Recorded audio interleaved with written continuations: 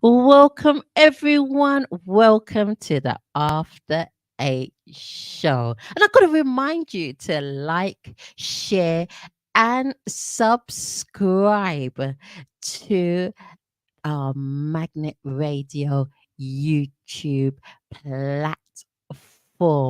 And also for those who are listening via audio, welcome to you, our audio listeners, and also our listeners on Roku TV and Fire TV via TST networks. Welcome.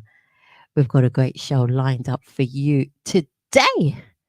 But before we get into the mix of the show, let's get going, meet our fellow panelists. DJ Boozadelic in the house. What is happening, everybody? Great to be back here. How you doing today, Queen Odessa? I'm wonderful. I'm wonderful. Even more wonderful to be here on the show today. I don't take anything for granted, I tell you. It's been one of those weeks I don't take anything for granted. And so I'm just so glad to be here. Glad to see you. Glad to have our wonderful guest here today coming up. It's very, very, very soon. Yep. All right. And, and he I'm ready to plays have my some favorite. fun and big ups to Pardon? those that tuned in last week and watched the video this week on YouTube.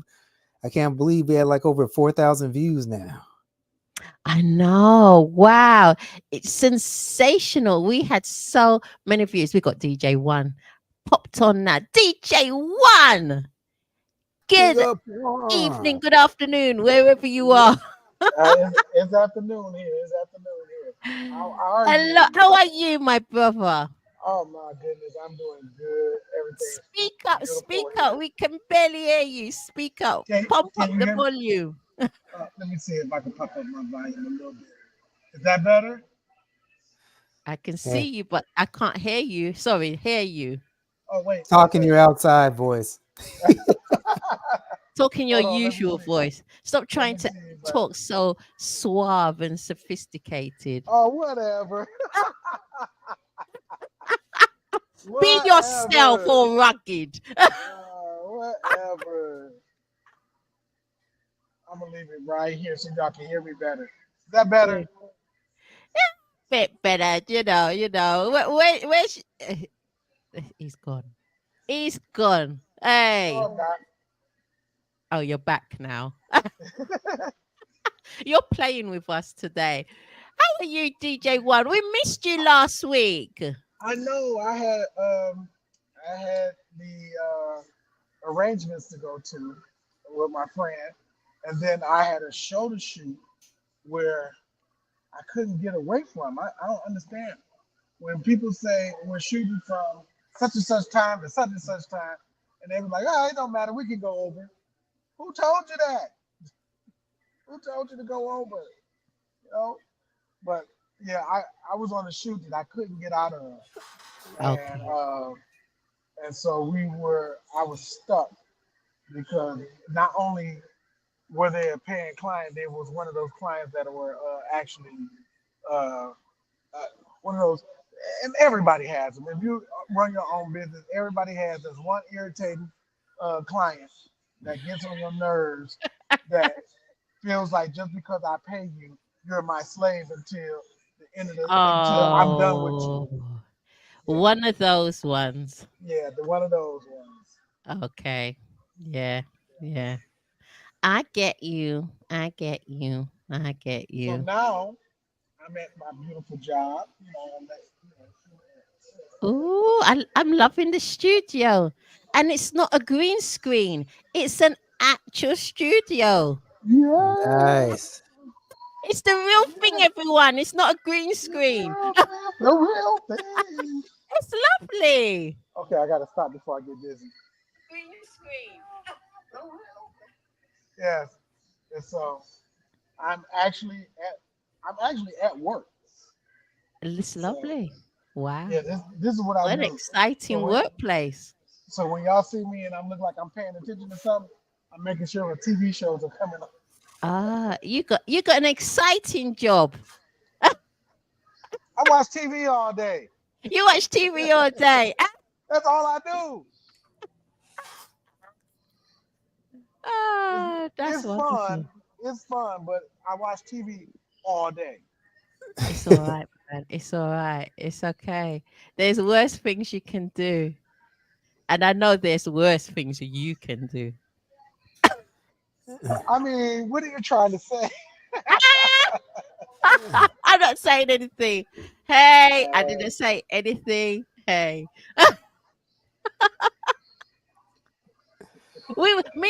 Before you came on, you popped on. Me and Busy Deli were talking. We was talking about last week's show with Stone Paxton. Oh, it's doing wonderfully well. It was a great show. I watched it. Yeah. It was great. And so I was hearing that the video is being played, has been viewed so many times so far. Yeah, it's I doing. didn't get the number because when you pop me in, the audio went down and then came back up. But I heard it's doing well. Yeah, it went really, really well, very well. Really happy with it so far, and he's a great artist, and he was looking so fine, and he was on point. He wore red, and red's my favorite color. I was dazzled.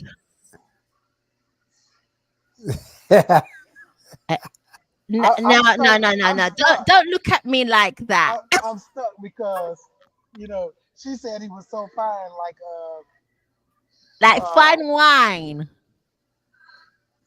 Like Gary not gonna see the show.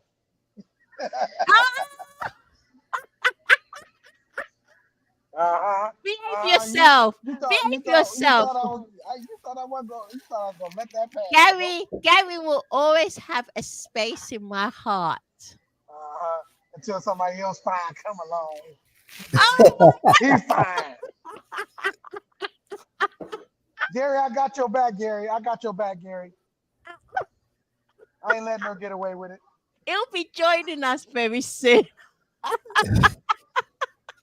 Oh, and you know what? I didn't wear my Superman t-shirt today because it is warm in Detroit, but it's not that warm. So, but I did wear my permanently tired shirt. I am permanently tired. You're permanently tired. That's great advertising, DJ One. So when people ask me, how you doing today, Juan?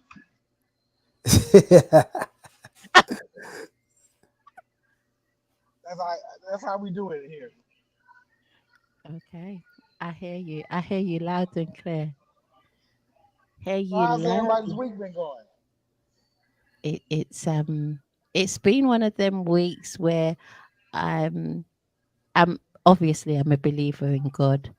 I'm very religious. But it's been a week where it's like God's really got your back, girl. He's really got your back. He loves you so dearly. Yeah. Well, unbeknownst to anybody else outside of me, it seems, I'm pretty religious myself. You. I'm bad, but I'm religious. Okay. I think I need a glass of water. I'm from the east side of the Bible streets. You're from the east side. I didn't know there was an east side of the Bible street. They got the east side, west side, and the suburbs. I'm from the east side. You from the suburbs. Get away! Get away!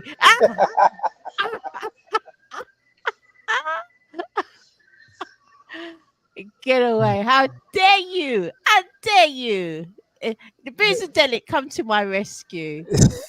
Yeah. Boozer, I'm telling the truth. He know I'm telling the truth. Come to my rescue. Tell him off. As we say over here, I plead the fifth.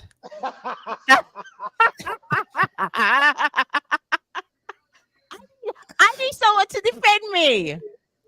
Oh, Gary will be here soon. Yeah, But Gary will I don't know defend how me. he gonna defend you once I tell him that you talking about other men all fine and everything. Yeah. I I think that's just a thing with the UK women because the sisters from the UK they always say that fine and lovely. I hear that a lot. They say Uh-huh. fine and lovely. Oh yeah, lovely is a common word in the Yeah, UK. That's just standard. Yeah. because the first time I heard Ruth refer to me as the lovely DJ Boozadelic, I said that's the first time I've ever been referred to as lovely. It's lovely, you're right. Seriously. It's like Wow. being called lovely and like being called cute in the U.S. Wow. Oh, he's Well, cute. the women in the UK, they will call a man lovely. They will call a guy beautiful. Some women say man is beautiful. Do the US ladies say that word? Nah, they just Only say the he's. only suburb girls say it's beautiful. Ah, I'm not even paying attention to you. They just say they just tend to say fine. What in the US? Yeah, For wine. Fine. fine, Okay. They're baby's Yeah, fine. fine, it's spelled Fione. fine. Fione. Fine. Fine. Fine. He's fine. He's fine. Okay. First time I heard You that got was back in the '80s. This brother I used to work with from New York, and he said that deep New York accent. He'd be, "Yo, man, baby is fine." Okay. Wow. Well, yeah, yeah, some UK people say that, but not very many. Yeah, they do. I think they do. They say all kind of words. They say back in the day, like maybe in the 90s, like they um I think the men used to use it as well. Say they're ready, ever ready in the Ever Caribbean ready? community. ever Ever ready. ready. That's a whole different thing. Are you fat? You're looking fat. That's a compliment. Oh, the PHAT fat.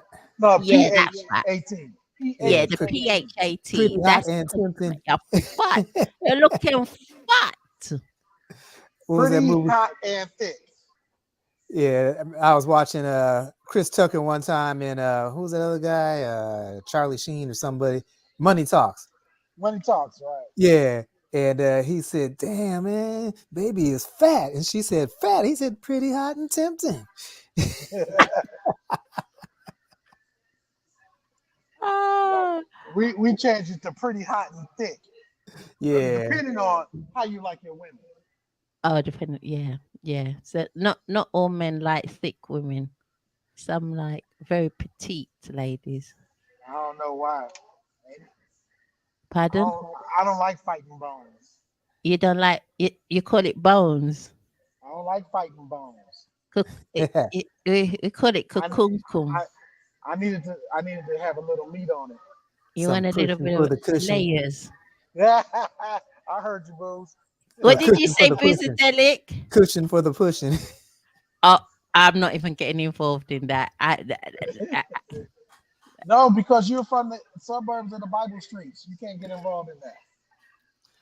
I'm not even going to respond to you. This is a family show, and I will respond to you when we do an after hours show, a special edition after hour show. And I will, no, Wait a I have minute. to This is rephrase what I after was going to eight. say. This is after 8 in the UK. After 8 in the UK. Yeah, It's but it's after still within hours. the watershed. It's still within the watershed. Ah. Yeah. And I wouldn't say anything that's within the watershed. And I wouldn't say anything bad, but for me to have a very open adult conversation, then that would have to be after the watershed.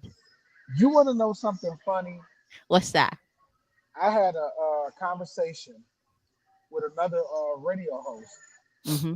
and we were talking about how AI was taking over everything, right? Yeah. And how people are going to use AI and how AI is going to be, good for people. And they wanted to get my thoughts on it. And my thoughts is AI is going to makes people lazy. If I have a book report and I want to do a book report on Harriet Tubman, all I can do is say, hey, AI, give me some information on Harriet Tubman. I can take that information and do my whole book report. You, Yeah. there's no skills in writing and anything like that anymore because they can get AI to do everything for them. They check GPT and all that other stuff. They get all these things to do it for them. And so now they're saying that, well, AI is going to make the robots smarter where they can think. And I was like, well, why would they? How could a robot think? They said, well, it's because they can compute uh, calculations a billion times faster than a human brain. I said, but that doesn't make them think. That just makes them a computer. Yeah. It's still a computer. It's Yeah. still a computer. You still have to program it. No matter Yeah. how many robots we get in the world to do any task, it's still going to need a person to You program still need. it. It Yeah. won't. It won't sustain itself. Even with all the movies they say they have out that robots will do this, robots will do that, make certain decisions. It's still going to have somebody to repair it A when it human breaks down. behind it. well, Yeah, it's Or going to be a else human there's gonna behind it. be lots of human error. Where's he gone? I wonder where he's gone. well, as quiet as it's kept, they've been We had programming us for Leon years. in the background. I was gonna bring him on. Uh, I'll Who was that? just I was just saying, as quiet as it's been kept, they've been programming us for years with all this crazy television and stuff that you see on the news and stuff. And but see, and that's the other thing. People are like, well, we shouldn't watch television. We shouldn't do that. Okay, so y'all, so in other words, put me out of a job, right? My thing yeah. is find the outlets that are better than the stuff that you're watching. And then to me, you can always find black outlets that are doing different shows and things like that. Because now with the internet, there's different people like ours. Our podcast show, or actually our show, but the only reason people call it a podcast is because it's the way it's set up, virtually and all different things. But it's actually a show. We could take this, put a front on it, put an end on it, put the graphics on it, where at the end of the show, where it's giving thanks to all the people that's held the StreamYard, Odessa, DJ Boogadelic, me, you know, everybody that's in Gary, Tangeray, everybody that's in, give credit to everybody. And it's an actual show. And because it's different than television, they try to classify it as a podcast, which is really not. It's an actual show because it's production that goes into it. So, but we were just talking about how AI is going to take over, how the robots are going to do so much in our lives and things like that. And they kept referencing Terminator and things like that. My thing is, y'all letting the movie tell y'all what's going to happen to us in the future if we allow robots to come in. I was like, y'all really don't understand. Robots have been doing stuff here for years. They have a robot in Japan where they don't even have to gather the rice anymore. The robot go out there and it's a human-sized robot that look, but it just has a robot face. He's cutting the rice down, putting it in piles, wrapping up the bale, cutting the rice down, just keep it going. They don't have to do it themselves. He's out there doing it. And they say, well, eventually that robot's gonna get smart and not want to do that anymore, and You and can't. go in the house and take over the house. And really, if you do, just shoot it. Shut it down. Well, they're going to come out with the first androids here, probably with this decade we're on right now, where they're going to No, have the they already have combination them. human robots. They already have robots that look human that are in the field of in the military. They send them in for like bomb control. Them They like the do. robot sniffing dogs. I mean, Yeah. and they send the little robot machine in there. Now they don't send a robot machine in there. They send a machine that looks human. He walks in, opens it, and he does everything the human tells him to do. If he blows up, they haven't lost a man. They just lost a robot. Well, Right. Let's get Leon to participate in this discussion. I want to hear his view on it as well. So, Leon is a saxophonist from the US, and his musical influences have been Najee, Robert Glasper, Boney James, Jill Scott, Grover Washington Jr., and much, much much more, including Leila James, Frank McComb, and Eric Robertson. So here we are, the man behind the wonderful song Champagne on Ice. Here we have Leon Pressley. Welcome, Leon Pressley. Hey everybody, what's up, yo? All right, how Hey, you doing? I'm doing good, man. How y'all feeling out there? Yeah, feeling good, brother. Feeling good. you got That's quite a good. resume. Oh no, no, that's just my influence, but yeah, man, that's my influence. I don't hang with those guys. But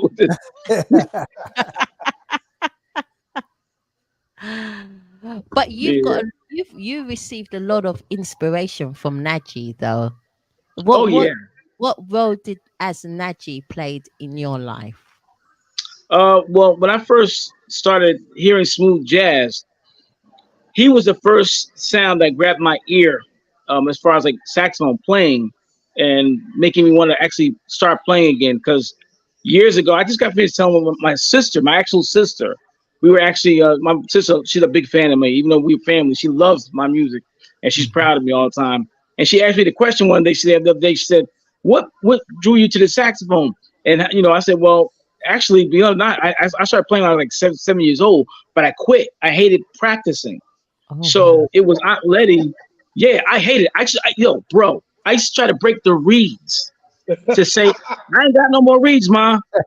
I ain't got no, I can't play that on reeds. So my aunt said, okay, okay, I got you. She bought 2 boxes of reeds. There you go. You got 20 reeds now.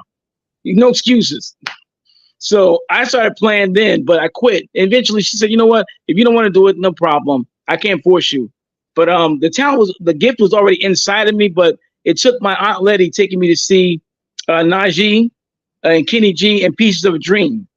And my Okay. aunt, she was into smooth jazz very heavily. And she used to go to the jazz concerts every year, seeing all those guys. And that changed my perspective of the saxophone and the potential of what it could sound like if I just applied it myself a little bit.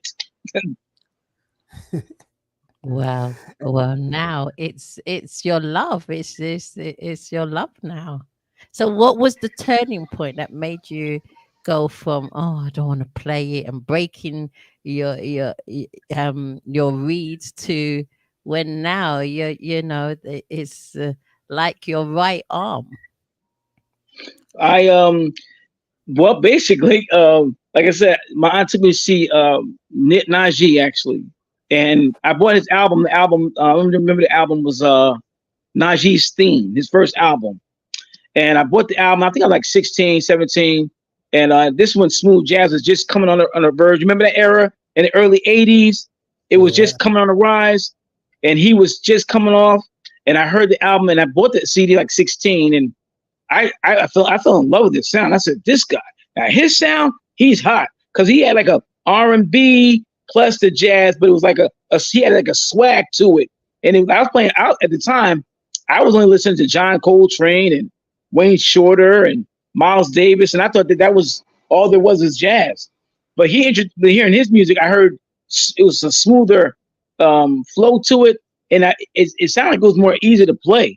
I think traditional jazz is much more complicated than smooth jazz. So I just easily transitioned to that because I wanted to have more fun with it than be all technical. I think traditional jazz is very technical, where smooth jazz is just like there's a flow and you kind of just go with it, what you feel, and just have fun with it. Yeah. You mentioned Kenny G. That's about the time I started getting into jazz because I live out here in the Pacific Northwest, and Jeff Lorber was like the first guy. Yes. Yeah. So I was listening to Jeff Lorber and then like Kenny G. And my uncle used to listen to like a lot of the Count Basie type stuff. And my grandparents back in the day when black folks couldn't stay in hotels, they had actually Oh, put wow. up band members in their houses and stuff, so they got to see Count Basie was actually got to eat dinner in my parent or within my grandparents' house. And so I get those stories all the time from my parents. But like you were saying about the smooth jazz, seems like it's more of a feeling. I mean, when you listen to it, you can just feel like, dang, that is coming from that guy's heart or from that artist's heart. Yes. Yeah, everything just seems to flow like that. Whereas you talk about the technical aspects of the older stuff. You gotta, yeah, you gotta be on you gotta really know I struggled playing, believe it or not, traditional jazz, and I love traditional jazz, but I actually struggled technically learning it, and it became a like almost like a task, and then trying to learn the chords and trying to learn how to play on the changes. It's very serious. Like I don't know if you know about traditional jazz and smooth jazz, but there is a difference. Oh yeah. And the real jazz musicians, the real cats, like Miles and stuff. I remember going to an open mic session. True story. I went to open mic session. It was a traditional jazz open mic. I said, that's gonna be fun. I'm gonna go there and sit in. And some of my friends said to go to this place, and you might want to go in and sit in with these guys. So I'm like, okay, yeah, great. So I go there, and there's it's like a little quartet, an organist, an upright bass player, and a guitarist. But these guys were like smoking hot. When I tell you, like they knew their jazz, they said, okay, and basically, if you played saxophone, trumpet, jazz vocalist, it was only for traditional jazz music. So you don't go there if you don't know a tune. So if you don't know a certain song, they're gonna know. They're gonna put you on the spot. So I got up there and I think I played what song did I play? I think I played Grover Washington's Mr. Magic. So the guy looked at me at first and he says, I said, do you know Grover? And the organist, he's a white guy, he's real cool. He said, yeah, sure, go ahead and play. I said, the original key? He said, yeah, go ahead. So I play the song, I'm playing and stuff, and they're listening to me solo. And then when my set was over, the organist pulled me to the side. He says, hey, come here, young man. He says, here's my card. He said, you play really good. He said, but there's so much more that you can do with your improvisation to make it more expressive. And he said, I'm going to show you. Here's my card. Give me a call. He says, what other songs that you know besides the smooth jazz? I said, I know How High the Moon and My One and Only Love. He says, do you know Giant Steps? I said, I don't mess with Giant Steps because that's a monster song. He said, if you come in my house, it's not as hard as you think it is. He said, I can teach you all the basics that you need to know. And then I said, okay, cool. So I sat down and I listened to other saxophone players play. But it was a very interesting night to learn because these are heavyweights and they know their stuff. So that's what I learned from being in traditional jazz. That's why I like the smooth jazz easier because I can just get on it and create my own thing and I can have fun. But traditional jazz, you got to know what you're doing. You really got to know what you're doing. Yeah. Yeah. Wow. Well, I love the saxophone. That's my favorite instrument.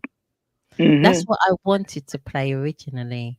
Then I got tricked by one of my teachers, and they said, you got to learn how to play the clarinet first before you upgrade and play the saxophone. I said, why can't I just go and play the saxophone?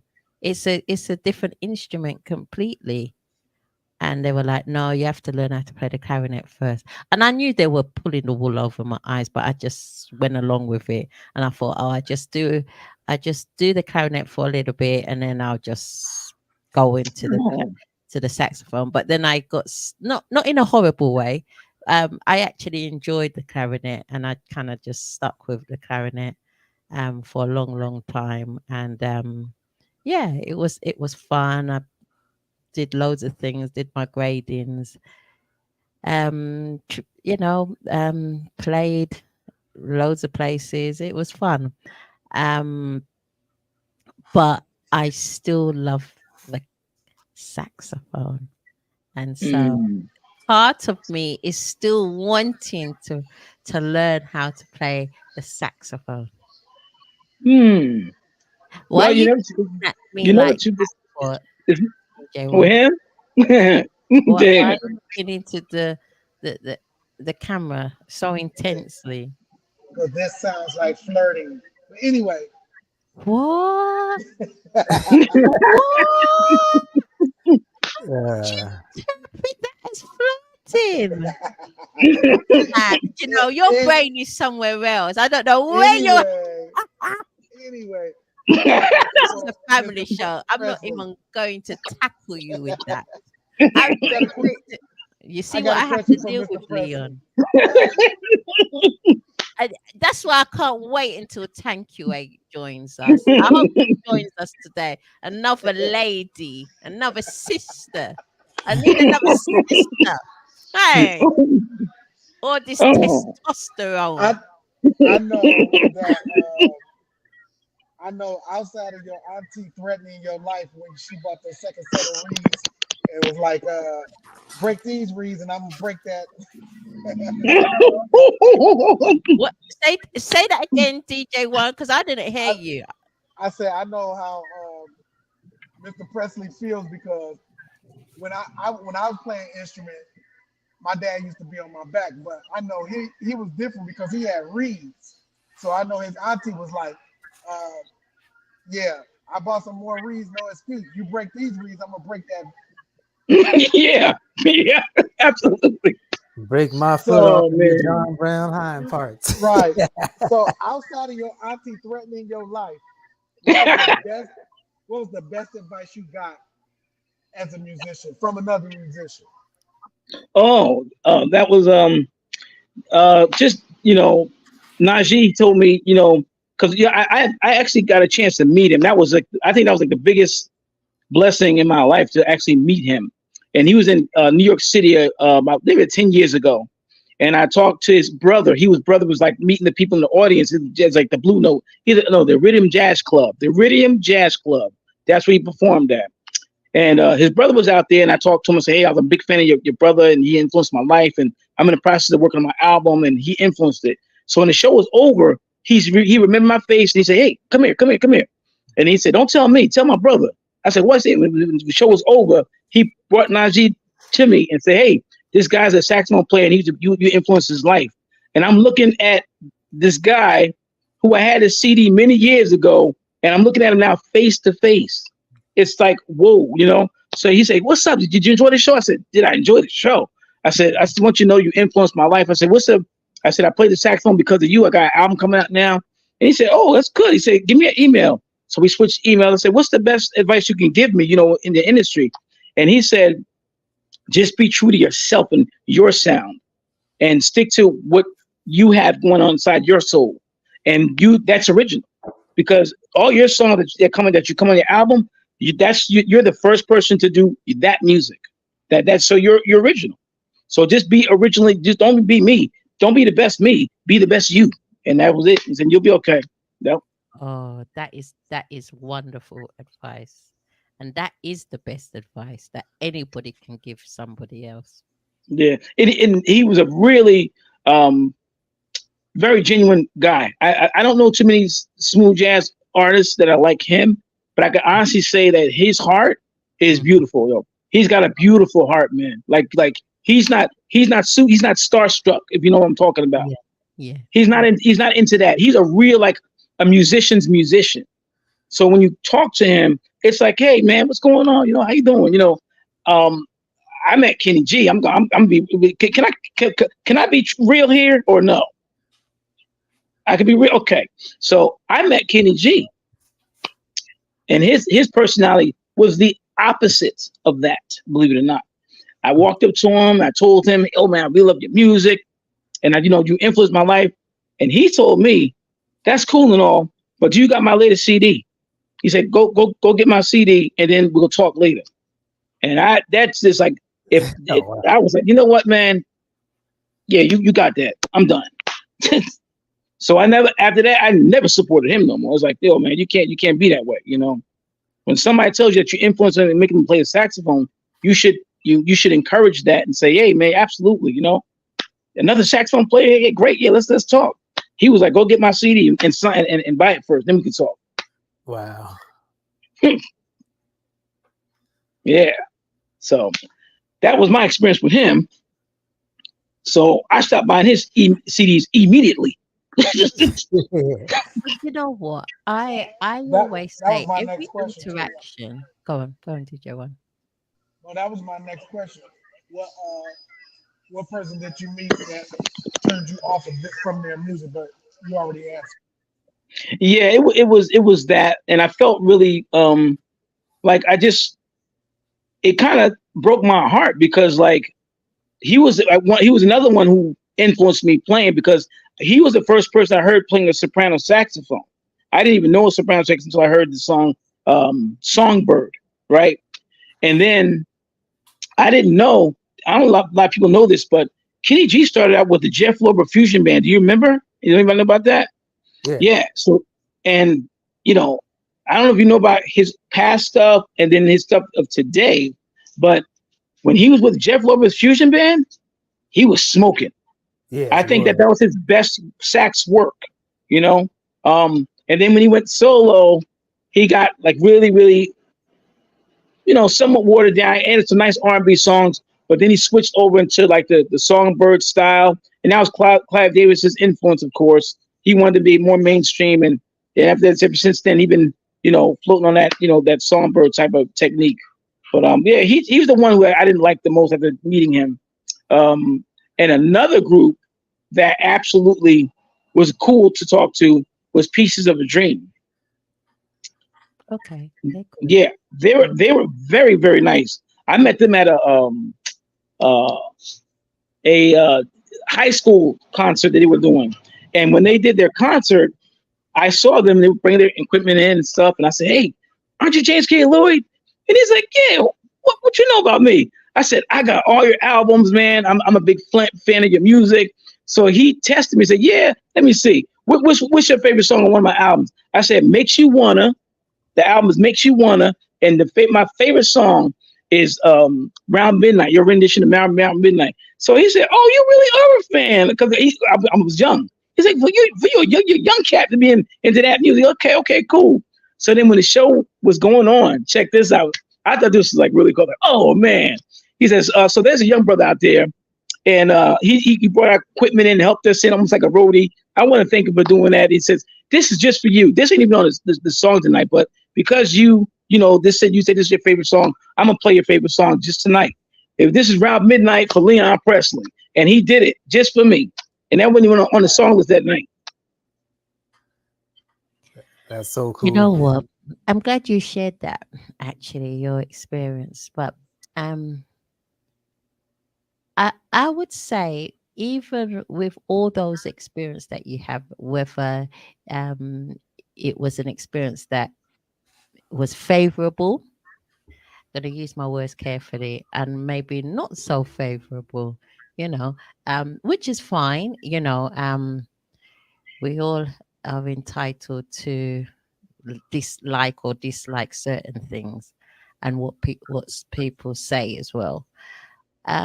But my view on those kind of experiences is to always try to extract strength and learning from it in some capacity or another.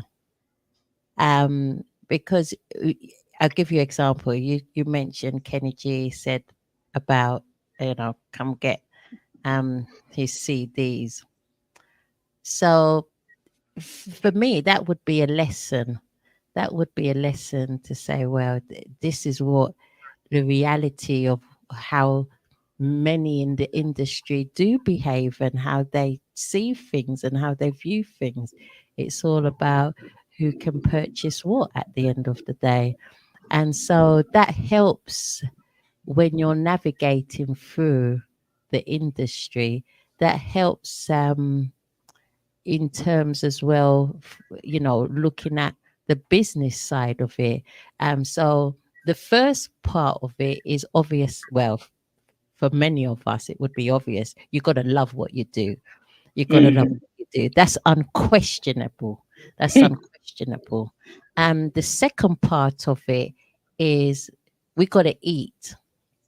And because we got to eat, we've got to look at it from a business angle. And there's many interactions we're going to have with different people, and we have to adjust ourselves accordingly to how they do business and be able to survive and be marketable and to make ourselves relevant and the best of the best in that market. Do you see? Do you follow me? Oh yeah, no, like Am I making sense? yeah, absolutely. You know, and so when it's so okay, it's the story is like if someone's throwing manure in your garden. So you know you can look at it from two angles.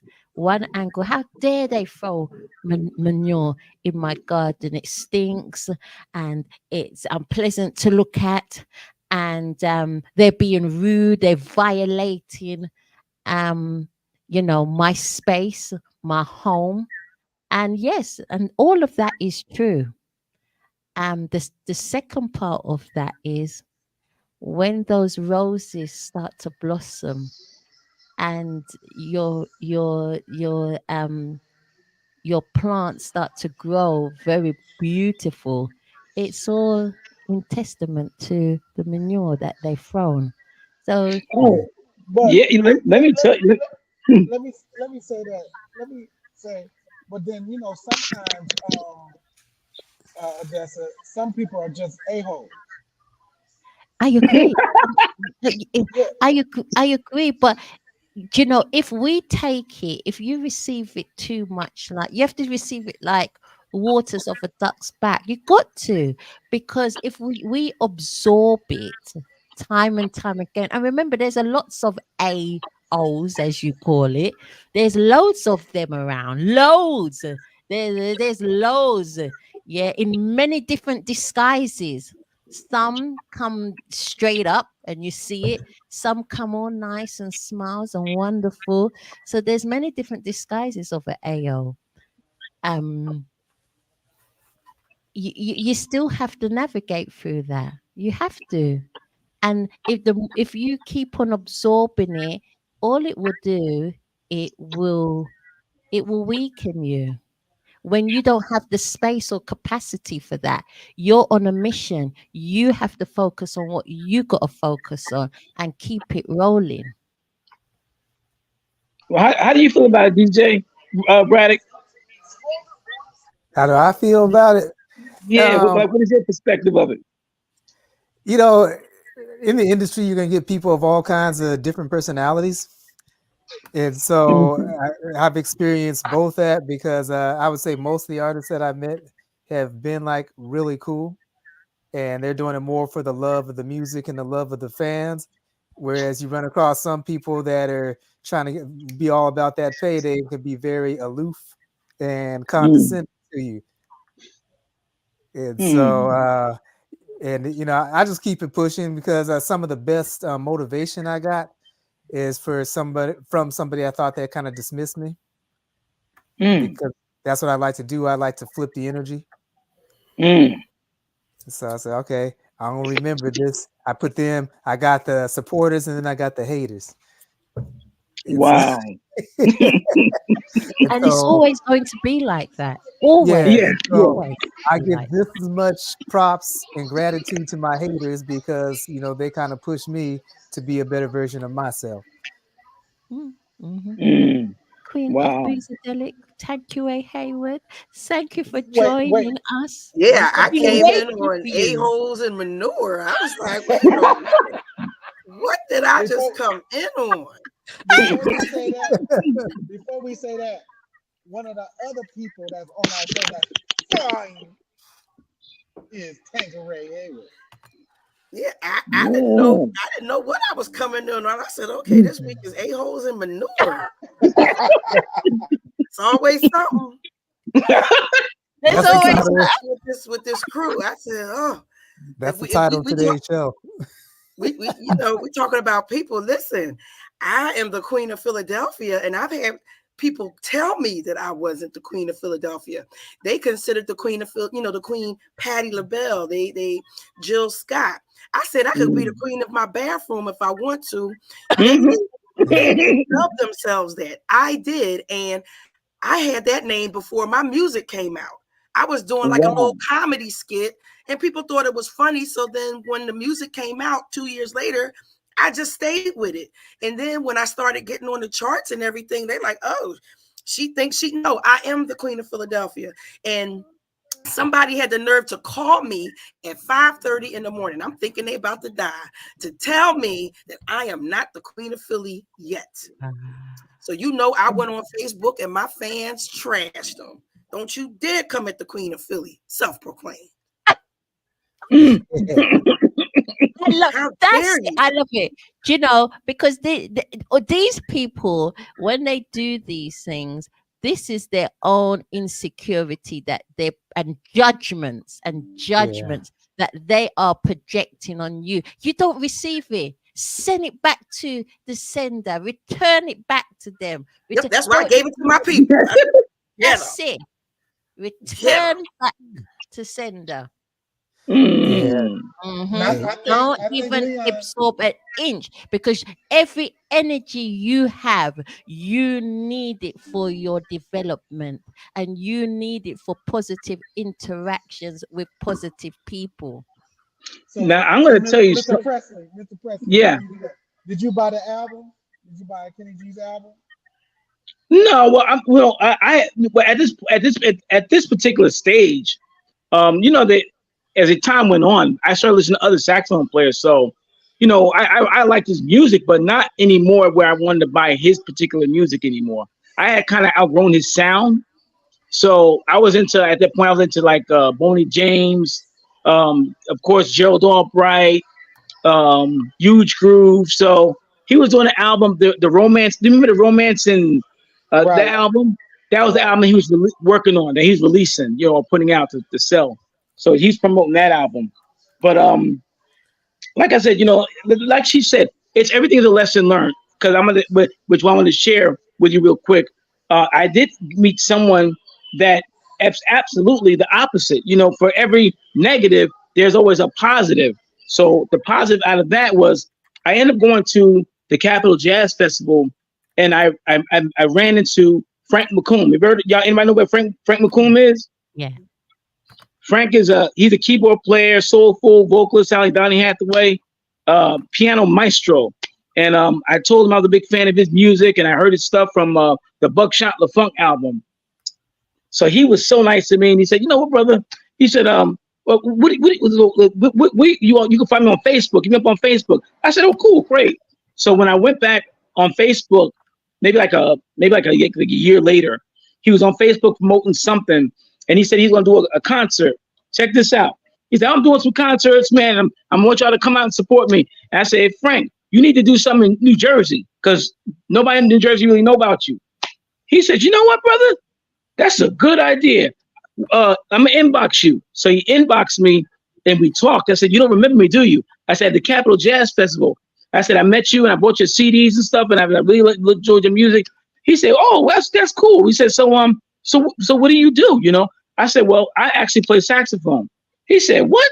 He said, "Yeah, let me hear your music." So I sent him some of my tracks from Let's Fly Away and A Love Forevermore. That was just my second album that came out. So he heard them, and he told me, he says, "Listen, brother, you are good, like really good." He said, "I tell you what, if you set me up with a gig in New Jersey," he said, "I don't do this for everybody, but your music is that good. I want to support you." He said, "If you can set up a band, I'll come and play in your band, and you play saxophone right alongside me. Is that cool?" My mouth dropped.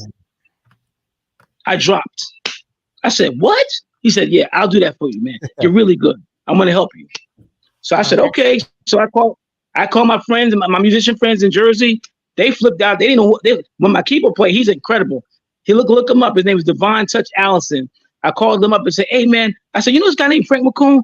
He said, "Yeah, man, I know. Yeah, he's incredible. What's up?" I said, "Well, he wants me to play for him in New Jersey, but I got to get a band together. I know that you got all the band musicians. You want to do that?" He's like, "Are you kidding me?" Absolutely. He got the band together. He jumped on that like it was the A train or something. And he was like, but Frank said, "Listen, man, I don't travel with my keyboards. Do you have a Kronos?" I said, "A Kronos?" I said, "No, I don't know about that." He said, "If you can get me a Kronos, man, that's the only thing I need from you."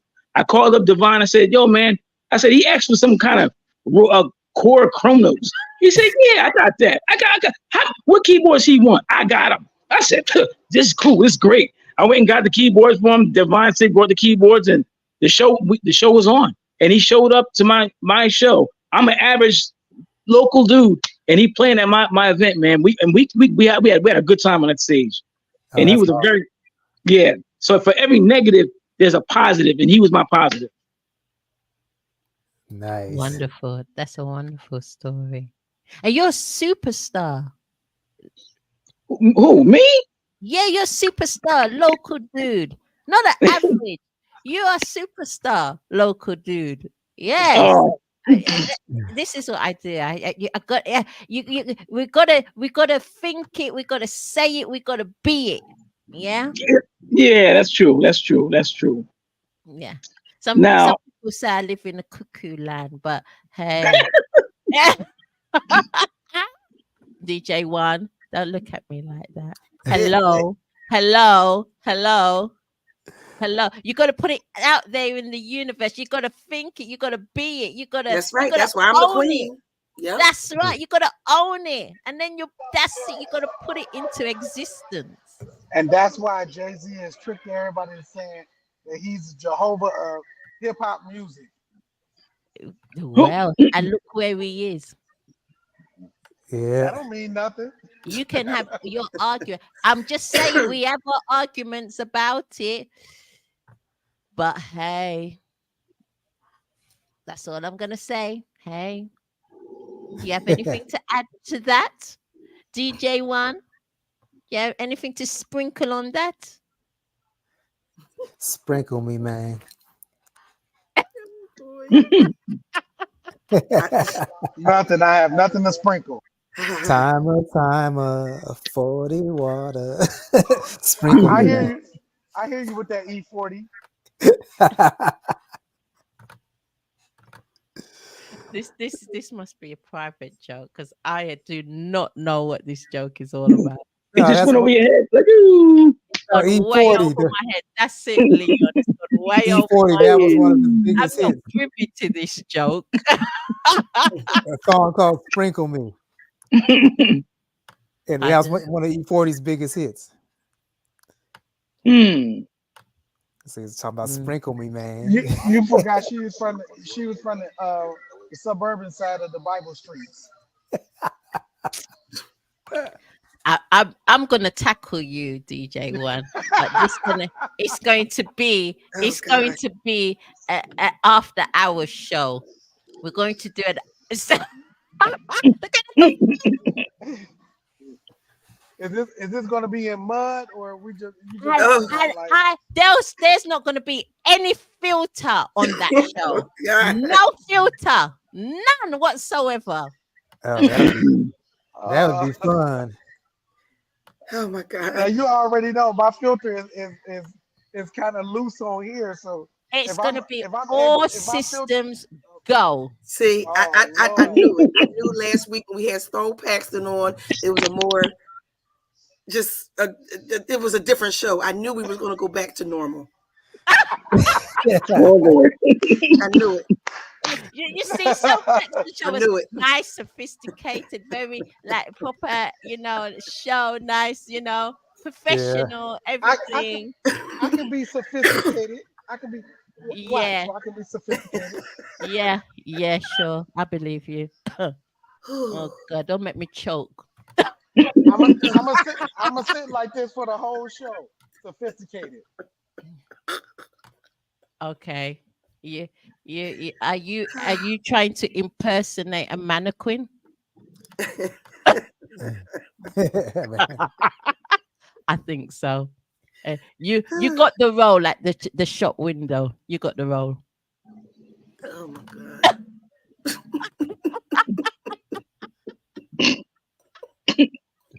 The department store has hired you.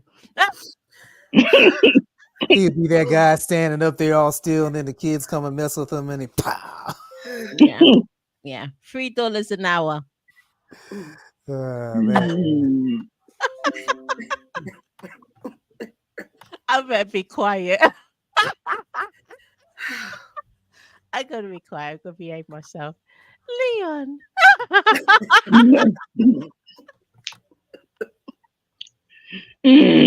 Oh my gosh. Leo, we are definitely going to be doing an after hours show. I don't know who's going to be on the show, but we're gonna invite more than one artist, more than one guest on that show, and that's going to be all blazing, Then all blazing, y'all can see the real unfiltered Boozadelic. Oh and boy. unfiltered. That's at live. And watch that be the show that I'm the most calm and laid back on. Oh boy. Uh, And DJ One would just be himself. Mm. you don't know how much self-talk I have to do during my shows on here in the radio station to make sure I don't say anything I'm not supposed to be saying. I keep trying to tell y'all I'm from the east side of the Bible streets. Y'all gotta, let the east side lie down so we can have shows. Yeah, there's gonna be just a little guidance note before the show starts, just to let people know, hey, be ready for this. Be ready. A disclaimer. Are you gonna be ready for this? Thank you, No, I'm not. No. I get a feeling.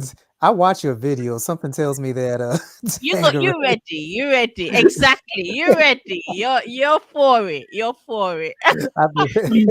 Shoot, I think you'll be in your element. DJ Boozadelic.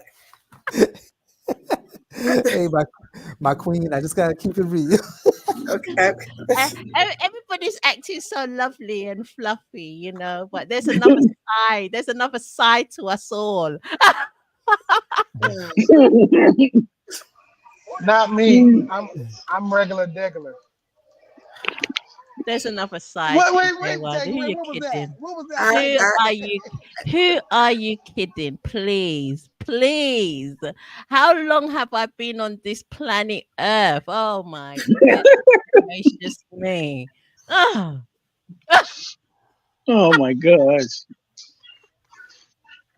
The Queen of Psychedelic is just drinking a drink.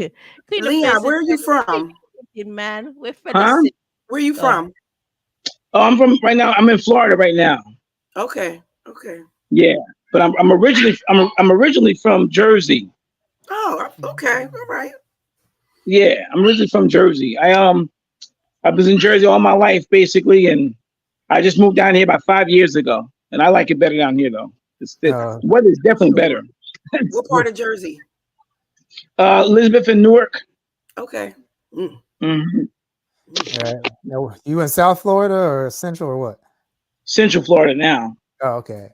Yeah, and it's suburb where I'm at right now. It's suburban, The city, it's gotten really expensive. The rent is ridiculous in like Fort Lauderdale now. Anywhere where there's action, I like to call it action for musicians and singers. All of the hotspots, you're gonna pay the price for the living out there, living in that place, because it's ridiculous. Like the rent is $4,000 for an apartment. What? Yeah, like it's really like seriously, like it's like $4,000, $5,000 for a 1-bedroom apartment, 2-bedroom.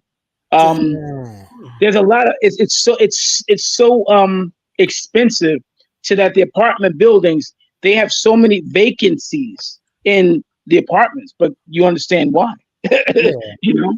So the people that rent out these apartments, they're not making sense. Then they should just lower the price and bring more people in.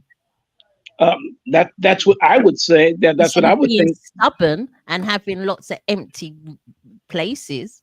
Yeah, those apartments are beautiful to look at, but when you look at the prices, you're like, it's ridiculous. I stayed. We had an apartment like that. We had to leave because it keeps going up and going up. Like, when does it stop? So we moved out to Sebring, because out here it's rural and country, but the apartments here are reasonable. $700 for an apartment here, $800, It's affordable. So you're seeing last night we was driving and we went to a gas station to get some oil, and there was a white guy. He helped us with the oil, and he said he just moved from Miami. He's like, "Yo, you came from Miami?" He said, "Oh yeah." He had to get up out of there. I said, "What?" I said, "The rent." He said, "Absolutely." He said, "Sebring there's been an increase of people fluctuating to Sebring from Miami, Fort Lauderdale, Boynton, Boca, because they can't do it. They can't find you to do it. So now people are just saying, you know what? Pack up, let's go to the country, live out there, and work in the city." Oh, Yeah. okay. Wow. It just Yeah. sounds weird because anybody with common sense would just want to rent out the place. They won't want empty places. So these people obviously don't mind losing out on money. Maybe they have it like that. I guess that's all I can think of. But believe it or not, you know what we would learn? A lot of the I saw this kid. Now it freaked me out.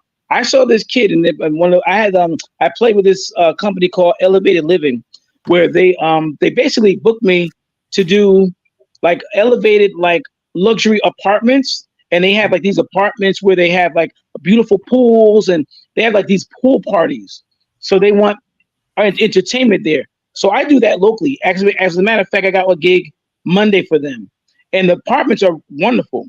But guess who actually lives in those apartments? You'd be surprised. You ever see those influencers on Facebook? Oh yeah.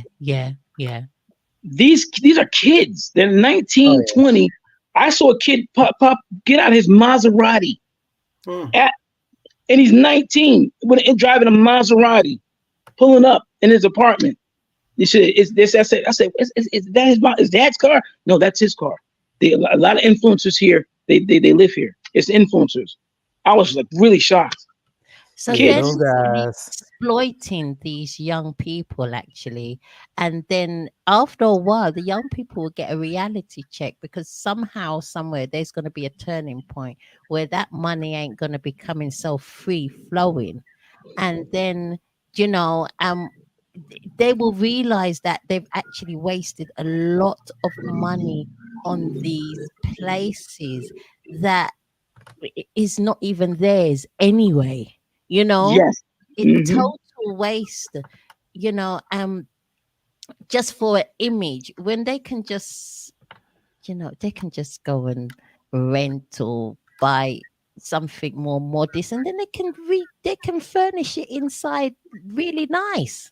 Listen, if you can buy a Maserati, you should be able to go get some land on that at that point. That's Go get some. exactly. It's like they're really exploiting these young people because they want to live this high life, isn't it? Well, Yeah, a lot of that it has to do with I think the reality shows, Kardashians and hip hop, loving hip hop Atlanta and all that stuff, and they see that and they think They that's the they way. want to look like that and be like that. yeah. At that age, I mean, hell, if I'd had that kind of money when I was like 17, 18 years old, I probably wouldn't even be alive today. I can just imagine the kind of trouble I'd have been getting myself into. Yeah, Got that much disposable cash. I mean, with money, you can have pretty much anything you want. that's true. That's true. And you I attract the got a wrong question. kind of women. Listen, Leon. listen. I know why God didn't give me the superstar stage that I wanted, because I'd be a baby daddy, man, like crazy. Yeah. I got a You're not question, one, Leon. Two over here, three over here. I Jordan, got a question, Leon. So why? I say I got a question. So does the pay when they pay you for gigs, does it reflect the increase in the rent and the lifestyle out there? Look what the gigs I get. Yeah. Yeah. No, not at all. Not at all. It's not really like you have to work really hard for these places. They're cheap, they're not really nice musicians out here, really. So what you have to do, you have to piece your shows together. Big shows, small shows. I learned something about the jazz festival. I used to be really hard about trying to get myself in a jazz festival. And I just recently talked to a friend of mine Well, he's an independent jazz artist named Chris Godber. And I friended him on Facebook and I asked him a question about the festivals because they're so hard to get into.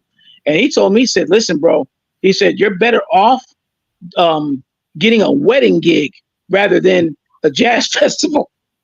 I said, are you kidding me? He said, they're that cheap. They're not going to, you're not getting people. The image looks like, wow, they're making all this money. But he said they called him because he made the charts one day and they hit him up and said, hey, we'd like you to fill in for, I forgot the saxophone player. They couldn't make it. I don't know if it was Huge Groove or Boney James, one of those guys. But they asked him because he made the charts. I think he was like number 10 on the charts. So he said, okay, yeah, I'll do it, But then he said, what's the price for? And he told them the price. And he said, what? He said, I can go play a wedding gig with my band and get 10 grand. And you're going to give me that? And he said, no. He said, absolutely not. And then he said to me, he said, listen, you're better off on your own, making your own niche for yourself than getting a festival because they're going to take advantage of you. They don't care. Unless you're a well-known person, Joe Albright, somebody like that, they respect it. But if you're just a new guy on the block, they're gonna be like, yo, we're giving you the opportunity. You should be grateful that you're giving you an opportunity. And that's not necessarily the case. An artist is an artist, and they should be respected. Yeah, it's a shame of what artists actually get paid just for gigs and stuff. And I didn't realize I make way more money if I'm out DJing than I do as if I'm considered an artist. As a case in point, this bar not too far from where I live at, I was talking to this guy that wants to bring me on. He saw some of my stuff on YouTube, and the manager was talking about they would pay the band and the DJ would split $300. I said, huh? Yeah. Yeah. I said, I don't bring my equipment out the house for a 2-hour gig. There's got to be a $300 guarantee for that. Wow. You want me to play, it's going to cost you more. And I mean, like you were saying, weddings and stuff. I mean, as a DJ, I can easily get a gig getting a couple $1,000 as opposed to working in the bar more as a musician. Yeah. I think the best way to now, how to survive as a musician now, I think the best way to do it is I have a show this Wednesday, not trying to promote it, but just giving you an example, is that the best way is to do corporate shows. So it has to be like bigger than you. So like, let's say this is the month of February with the heart health month. So do a concert about heart awareness or cancer. That's something that people care about. And more than likely, you're going to get people to come out to that event because everybody knows somebody who has cancer, their grandmother, their mother, their father, brother or sister. Those kind of events, people tend to come out and support more than rather just, I'm doing a gig, I'm doing a show, check me out, Yeah. That is really sensible. That's a sensible approach to take and and just like put to one side your individual's ego, I commend you for that because you will get audience with those sort of events. I don't know if you know about, I've seen my industry increase with so many saxophone players. Is it me or is it increased? So many smooth jazz saxophone players, man. It's like, it's like a million of us now. Yeah, so when it's like 1,000,001, when you asked me to interview, I was like really shocked and honored because it's so many new guys out here. I'm kind of like an old head at this point. I got 5 albums in and I've been doing this now for 17 years. It don't seem like it, but I've been doing this for 17 years. So I'm watching this new guy named Ellis Hamilton. He's got a new song called, I think it's called From My Heart to Yours. And Najee was promoting him. So I said, let me listen to this, this new guy, listen to it. And I heard the song. It's very nice. I have to admit, it was a very nice song. I went and played it and supported it. I actually even promoted it myself. I say, hey, this guy, he's a new guy. His music is good. Listen to this song. I like it myself. Support the guy, We're talking about support and talking about music. We're going to play and tell us a little bit about it as well. We're gonna play Champagne on Ice. I just love this song.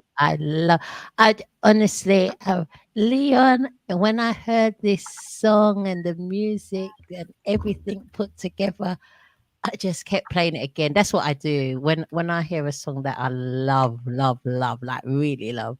I play it again and again and again. I get on my son's nerves. Like, you played that again? You just played it. But that's one of the songs that I keep playing again. Tell us a little bit about Champagne on Ice before we play it. Oh, okay, sure. So that was a song that originally, when I first wrote it, because I write all my music myself. I play keyboards at home. I have a little Casio, and I know theory, so I know my way around the keyboard pretty well. So I wrote the chorus just messing around. But originally, when I wrote the song, I wrote it actually with hearing Will Downing's voice actually singing the chorus. I heard Will Downing actually singing that for me, and then I was going to do the saxophone and just make like instrumental. But I think I got some kind of way.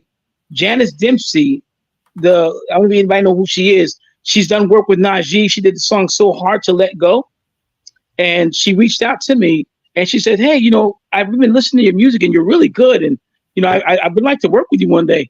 And I said, I know who you are. You work with Najee. You like my music? And she said, "Yeah, you're really good."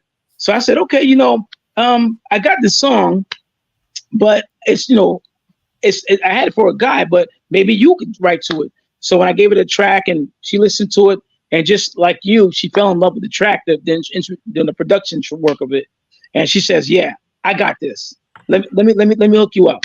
So we worked together on it, and she worked on the lyrics, and then she did the vocal parts the way she wanted it. And I said, "Wow, thank you so much." And it became a great relationship. She's another good person in the industry. Very nice person. Well, you two worked absolutely perfect together on this track. It's absolutely beautiful. Beautiful. And I want more and more and more and more people to listen to this track and spread the word. It is fantastic. Here is Champagne on Ice.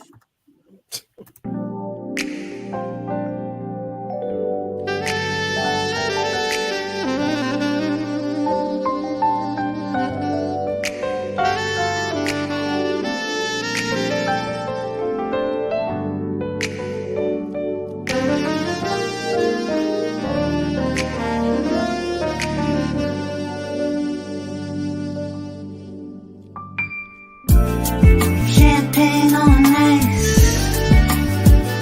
Wouldn't mind champagne on ice. Would like champagne on ice.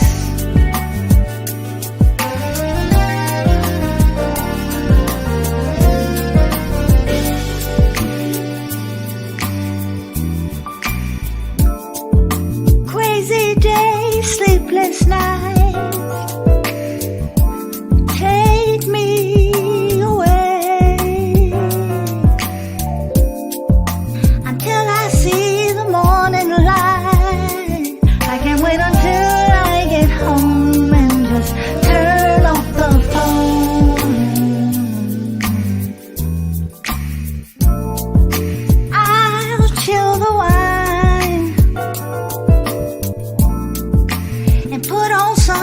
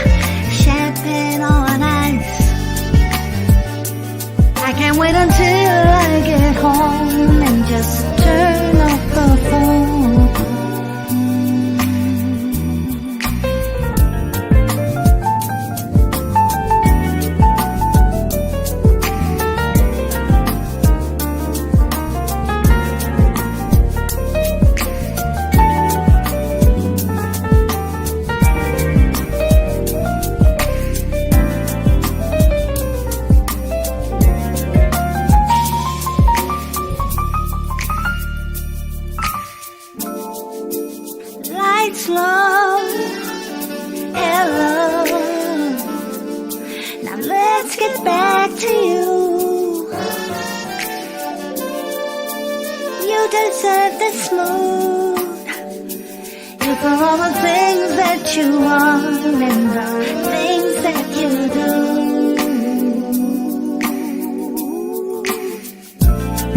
Champagne on ice. Wouldn't mind. Champagne on ice. Wouldn't lie. Champagne on ice. You know I can't wait to get home and just turn off the phone.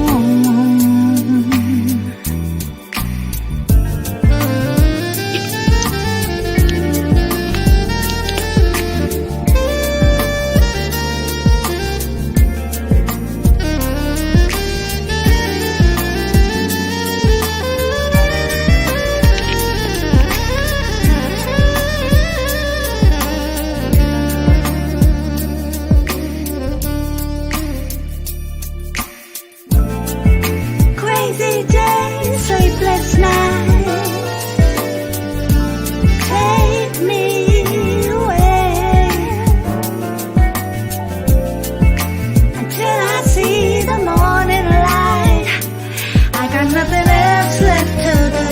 I got nothing to say.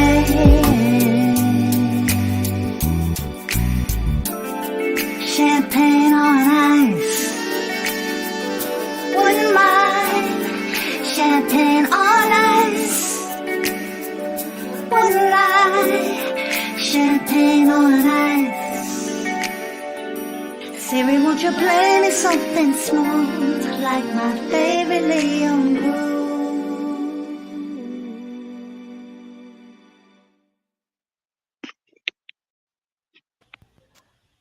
That was absolutely fantastic. Smooth. Yes, he went to go get some Laugh. champagne on ice. He left. I want some champagne on ice. I want some champagne on ice.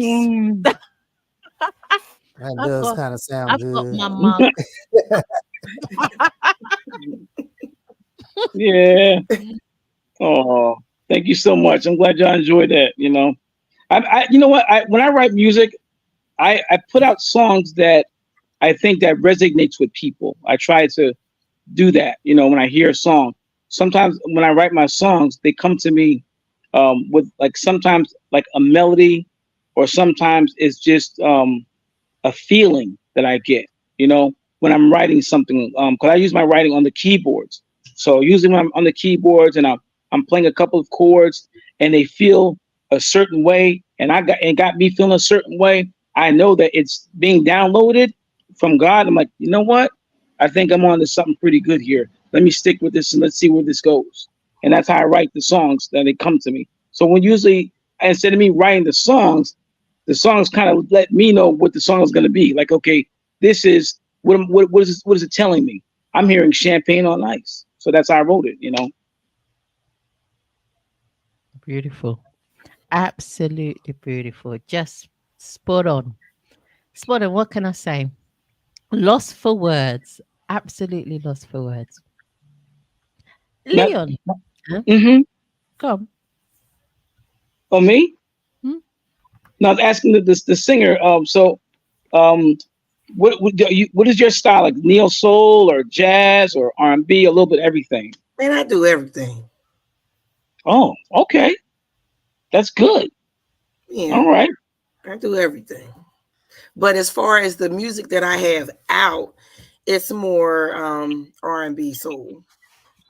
Oh, okay.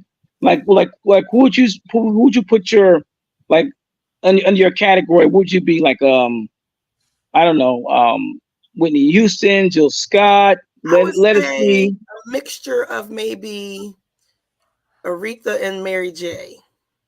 Mary J. Blige. Okay. Oh, all right. That would Okay. probably be close. Yeah.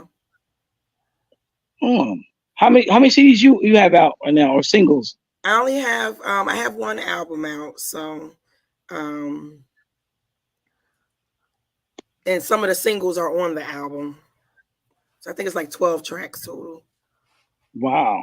So how do you promote yourself from artist to artist? How do you promote yourself to, Well, I get up very early in the morning before I wake my daughter up to create videos. I have a great rapport with the DJs, and so I email them individually and let them know about my tracks and all of that. So it does take a lot of legwork on yeah. my end. And so, Mhm. like, I don't, I mean, I'm one by one, I'm just going through and sending messages and sending tracks and emailing them, and again, just posting and sharing and, just going from there. Wow. And I see you got a piano in the background. You play piano a little bit? Let me find out. Yeah, I dabble a little Another one. Another one. Mm-hmm. Mm-hmm. Let me find out. Twinkle, twinkle, Yeah. little star, Who are your influences in music? Like who do you like to listen to on your time? On my time, I love Mahalia Jackson.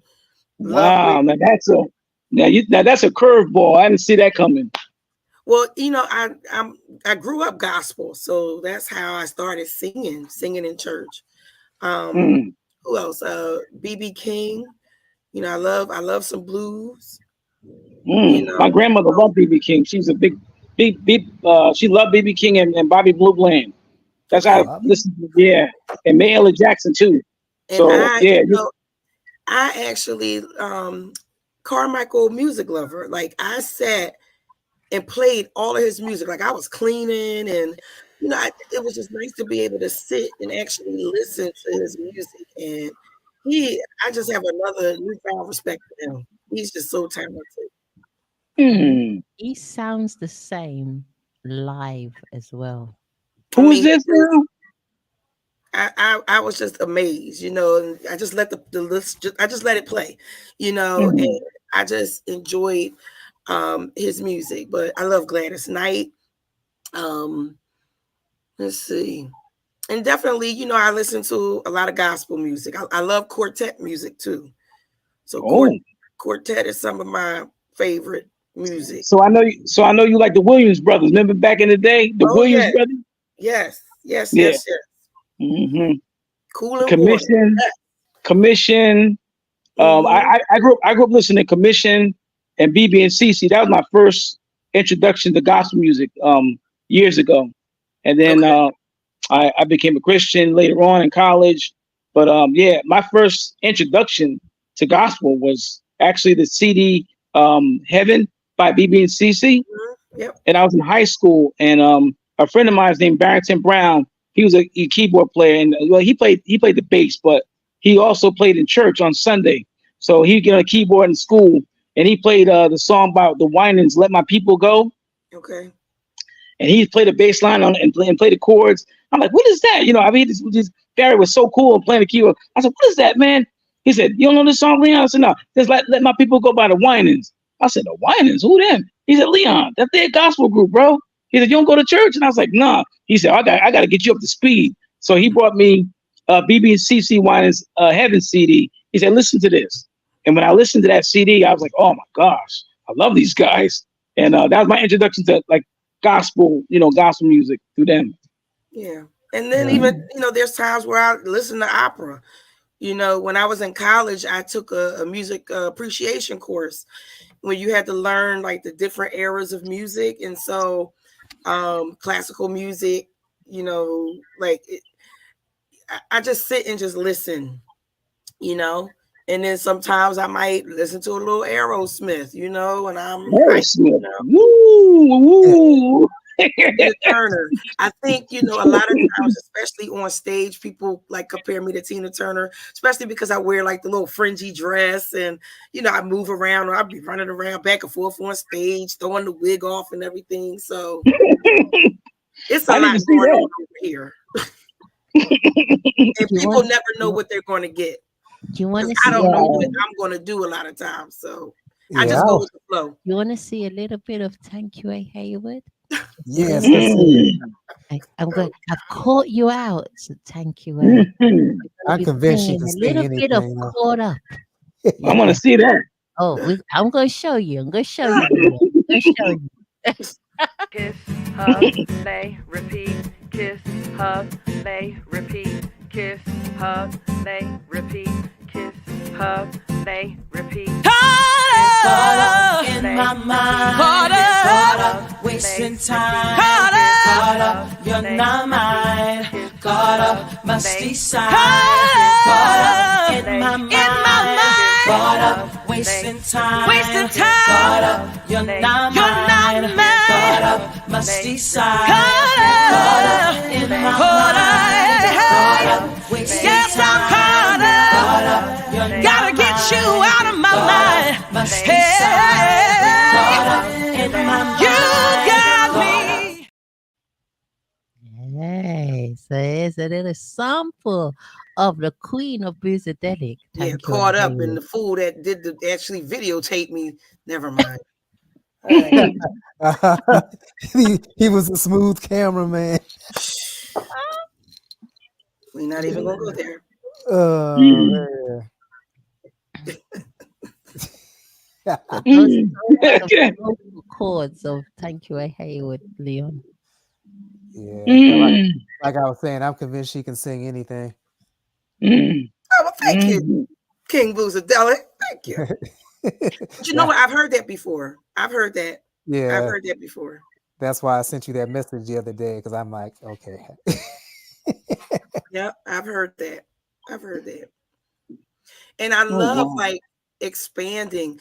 When I last year, I sang at an event, and it was, majority they were white, and they loved me. And it was just, me singing rock, and I felt like I was just free in my element, just free, just performing music, making people happy.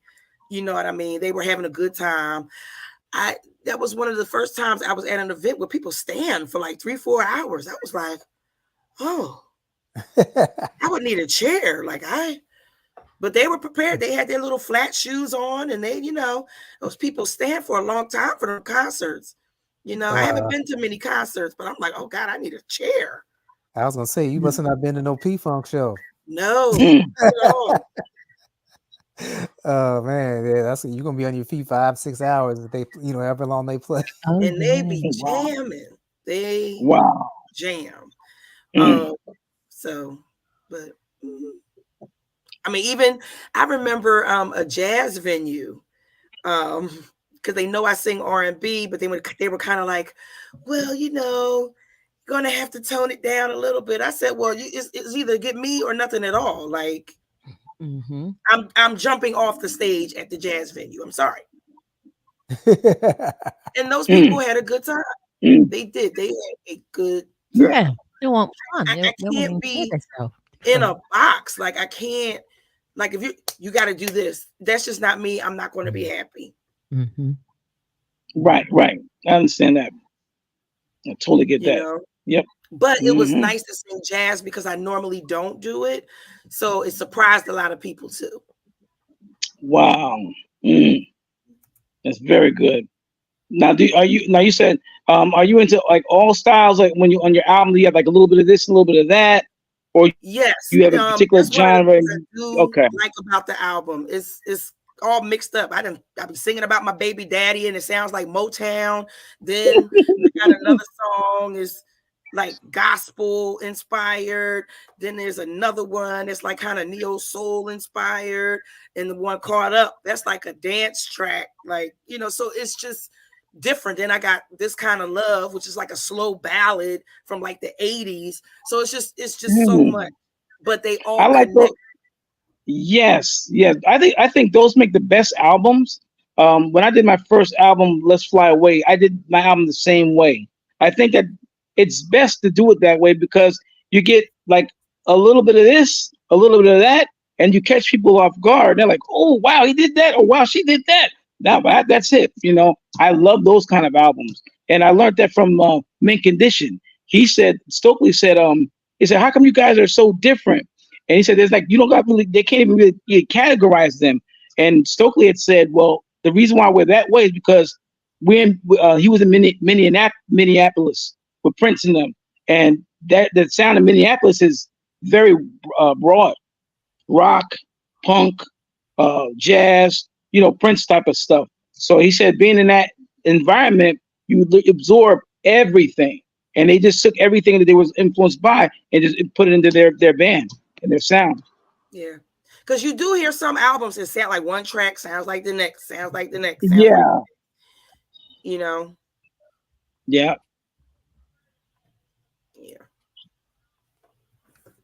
What's going on with you, Vinny, up there? Hey, are you talking to me, Leon? Yeah, what's going on with you? What's going on? Why? Because I'm listening. I'm taking in what you two guys are saying. I can't talk all the time, Leon. Oh, yeah. I love her voice. She just has that smooth voice. Like I would love from London. Like on commercials. Yes. Yo, why do you let me know? I confess I'm a little bit tired as well. I must confess. Yeah, I've had a long week. I'm going to be looking forward to weekend. I think I need to go to the sauna weekend and just the gym and sauna, sweat it out. Treat myself to that. Yeah, do something nice. Now, is it always raining in London, or you have your nice days too? It's February. It's winter still. There's no nice days. There's no nice days, Leon. It's cold. It's no. In all fairness, we haven't had a rough winter. Usually we can have some rough winters, where it snows. Wow. And it actually, when it's snowing, it's not the coldest when it's snowing over here. Sometimes we just got some real cold, frosty weather. It's cold, and you welcome the snow sometimes because snow. The sun shines when it snows, doesn't it? It's cold. Usually the cold bit is when the ice is melting. That's the bit that worries everybody. So it's that stage, the horrible stage where it goes all slushy and then the ice goes all black and brown. You know the stage is already, it's horrible. But we haven't had that. It's been a mild winter considering it's winter. So, it's been a bit wet. It's wet today, but I don't worry about that. I quite like the rain sometimes. Don't mind it. It brings me back to childhood when I used to splash outside in the rain with my Wellington boots and my umbrella, thinking I was a female version of Gene Kelly. Remember Singing in the Rain, the movie? Oh, yeah. Wow, yeah. I used to do that when it used to rain. I used to go outside in my Wellington boots and singing in the rain. Children do some crazy things. So as an adult, I don't. As long as it's not too dangerous, the rainy weather. As long as it's not like hailstones or something like that, I'm okay with the rain. But yeah, as with everybody else, I do look forward to warmer weather. Of course, yeah. But I'm going to go to the gym weekend. I'm going to go to the gym. I'm going to go to the sauna and just treat Yeah. That's what I'm doing after today's show. Oh, is that what you're doing? Going to the gym? Yeah, because I've been laid up for the last week with my different treatments and maintenance that you have to do as you get older. And so I was like, you know what? I'm going to the gym today. I don't know how much of a workout I'll get in, but I'm definitely going to hit that sauna and the hot tub up. Oh I'm wow. gonna make a good salad. What I'm gonna do before I go, I'm gonna make a really beautiful my creme de la creme salads where I put everything in. I put it. Wow, that's good. Yeah, that's good. That's healthy. Oh yeah. Oh, it's Very beautiful. healthy. That alone, I make a big bowl. That alone fills you up. So I will make that, put that in the fridge, leave it, put that in the fridge, and then go to the gym and to the sauna. It's in the same place, gym and sauna. And then when I come back home, I've got that salad to eat. Because you get hungry, and then you get tired because I don't know how you feel after the sauna visit, but you get tired. You want a little bit of a nap, you Oh yeah, know. it relaxes you for sure. It So relaxes. It really does, isn't it? yeah, So Yeah, after bring it you wake down. up, you feel great. but yeah, I started trying to make it a point to hit that sauna after I found out it was good for inflammation. It's really good. It's really good. Yeah, but at It, first it was like it's too hot in here. I know. Yeah, yeah. That means that I can't breathe. You know when you feel like you can't breathe, but then you condition yourself in a certain rhythm of the heat and the breathing. You establish a new breathing technique. You know that you could withstand that heat, and it's really good for you. It's good for your hair. It's good for your skin. It's good for your bones. It's good for everything. You know, Yeah, it's good. It's good for you, unless you've got like a real um illness that's adverse to the heat, you know. Apart from that, it's really good for you, you know, and I would Yeah. recommend it. Yeah.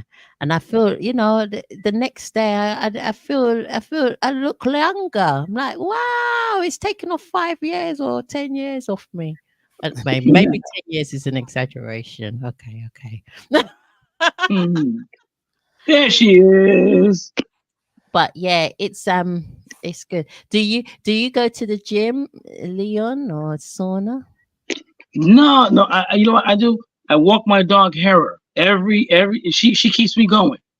When I tell Oh, you that she keeps me. Yeah, she keeps me every day. Like this is like the lowest that I've relaxed today. Because usually in the morning I yeah. get my breakfast, and then about like 9 o'clock, 10 o'clock, she Mhm. comes. She finds me like, hey, you know what time it is, right? Yeah, let's go exercise. yeah, That is a good form of exercise when you've Yeah. got a pet. She Wow. she she's very active. Like she's not a sit in the house type of dog. So she keeps me healthy actually because I'm actually without her I probably be watching TV like all day. So it's yeah. So she keeps me going. So she's like, hey, listen, this watching TV is not for me. Let's go. What breed is your dog? What breed? She's a chow. A chow. Yeah. Does she like stardom? A little bit of stardom? Can we have a little look at her? Yeah, sure. Hey, Bobo. Come on. Oh, Think, think, think. wow. Think, think. Oh, what a lovely color. Yeah. Beautiful color. Oh, beautiful hair. Yeah, she's but she's really sweet, like I told you, like she's not like she's like a real like girl type of dog, docile. She don't eat too much, she's not a greedy type of dog. She eats just enough, like okay, that's enough. Like almost like she's watching a girlish figure or something. It's the weirdest thing. She don't pig, she don't pig out, but she does like McDonald's. She like McDonald's, and when we go to McDonald's, she get all excited and stuff. So so you know this is that though, but you won't eat the regular dog food, but you love McDonald's. Wow. Gosh, I only realized like later on in life, as I was getting older into adulthood, that these dogs have really got personalities, real personalities. Yeah, I'm learning that too. Like this, like she's learning from me. I'm learning a lot from her, and I'm like, yo, man, you know what? I just watched that show, Caesar. You watch that dog show called Caesar? No. It's this guy. He's like a dog whisperer. He's Spanish. He's from Mexico, and Will Smith's wife discovered him. And basically, what he does is, if there's a dog that's troubled or whatever, he goes to people's house and he tries to get them to connect more with their dog to understand their dog. And so that's it's good. It's a good show. That's what made me really like understand her, because I was learning stuff from Caesar. I was like, oh, okay. So, they actually have feelings, you can't ignore them. They get depressed when you don't pet them enough. If you don't show them that you care about them, they're not just here just to, I'm just sitting here, they don't like that, so you gotta pet her. And she comes up to me all the time. Hey, pet me, feel my fur every now and then. I'm like, okay. They're not any different from human beings then, apart from the 4 legs. Yeah, no. And I find her to be very protective. So like she only likes us, like me and my partner. She only likes us. They don't like a lot of people around them. So like when people come around, she shies away. She gets under my legs. Like, who are these crazy people trying to get at me and get them away from me? And so I'm like, okay, all right. But she likes you to look at her. Don't touch her though. You can look at me. Don't touch me. Yeah. Good girl. Good girl. Good girl. Good girl. Yeah. She's all right then. But she's my exercise. Like today, as I get up with you, I'll probably have to go and walk the whole area, walk her and let her chase some squirrels. She loves chasing. She's a hunter, so she likes chasing squirrels and birds. And I have to kind of pull her because she's very strong when she gets in that predator mode. It's like, oh, where you going? Oh my God! Oh, she must have seen the squirrel. Wow. Yeah, but that's my exercise is her. And then I go home and I relax, and then that's it. She's good for the night, and then chill out, watch TV. As long as she goes out like once or twice a day, like out like a real walk, she's good. Yeah. Mm-hmm. Wonderful. So what do you? Sorry, go. No. Do you exercise, and what is your exercise for when you're out there in Philly? I'm eating food. Exercise my arms, eating. I was in a car accident a couple months ago, so I actually just got cleared. So I'm going to start back working out. But I used to run track, so I used to lift weights and run and all that. So I'm cleared now, so I'll be able to do that. I have a bike, so I'm gonna start riding my bike and everything. So, but last couple months I've been chilling and working out my muscles and putting food in my mouth.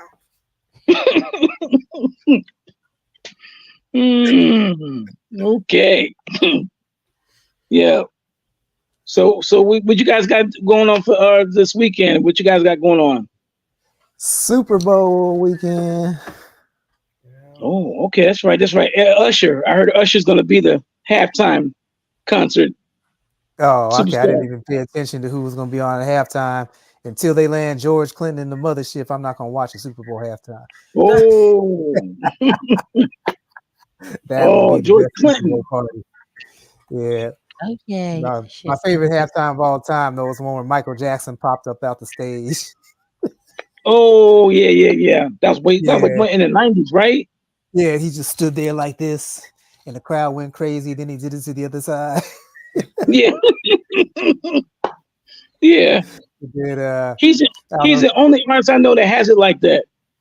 Yeah. And then, he just stands there and people pass out. Yeah. He ain't saying one note. They just passing out, going to the hospital for nothing. Yeah, that was hilarious, man. The one they had a couple of years ago when they had like Snoop Dogg and Dr. Dre and Eminem on there, that was really good. Yeah, that was good. Yeah, but there was a whole bunch of people that was mad. Wow.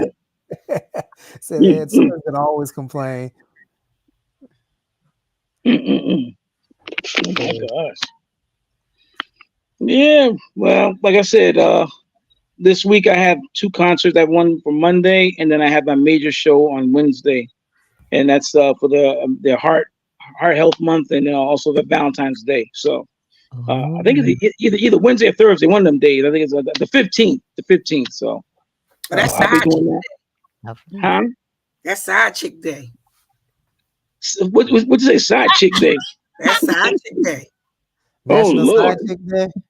Yep. Valentine's Day is when you take your boo out. Oh, 15 is when the side chicks and stuff go out. So I have something to do on Valentine's Day. So I told them we're going out on side chick day. So we're going to be sipping our tea and looking at all the people get with the side chicks. Oh wow. That's a new one on me. Side chick day. Yep, and that's, you give your side chick that, the 50% off candy and all that, because everything go on sale the next day. But yep, that's side chick day. Yeah. Ladies and gentlemen, we've blown your cover. Oh, Take them out wow. on the 15. That's your side chick. Yeah. That's crazy. The main one you see on Valentine's Day. yeah, And man. the side So chick you he's see on performing for all the the side 15th. chicks out there. Good job, Leon.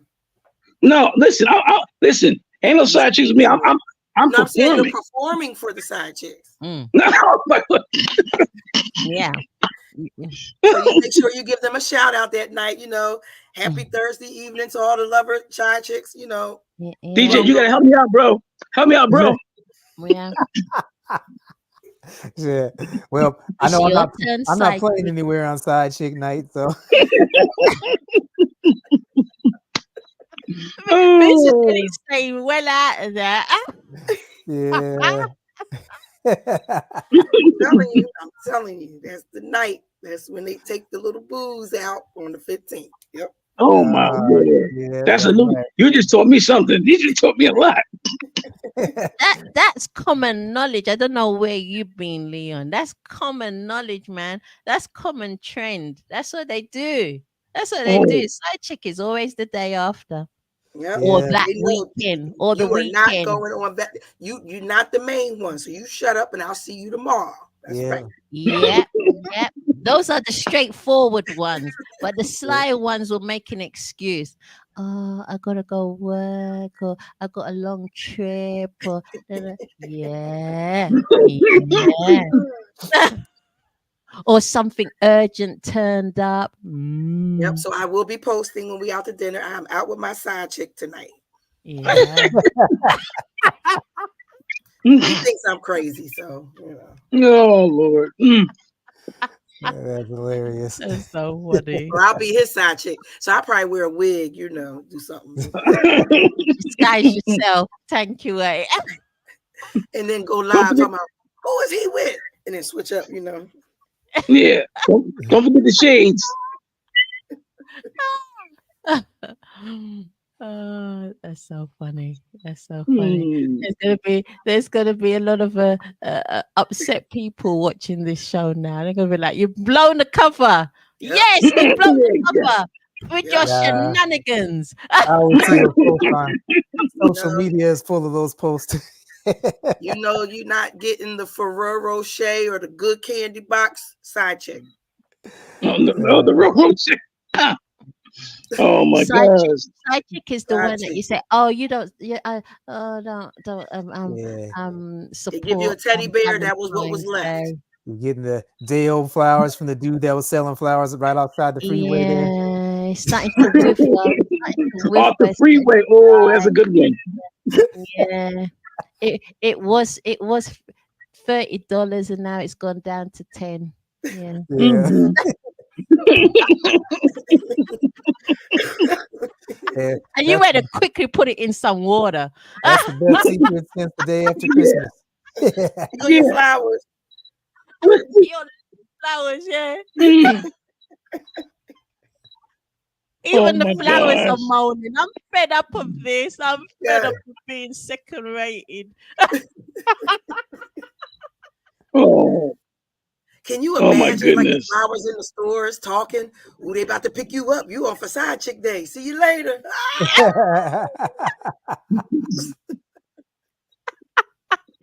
It's oh true. my Imagine them gosh. having a conversation. They'd be like, "Well, at least somebody wants me. You're still on the shelf." Oh my goodness.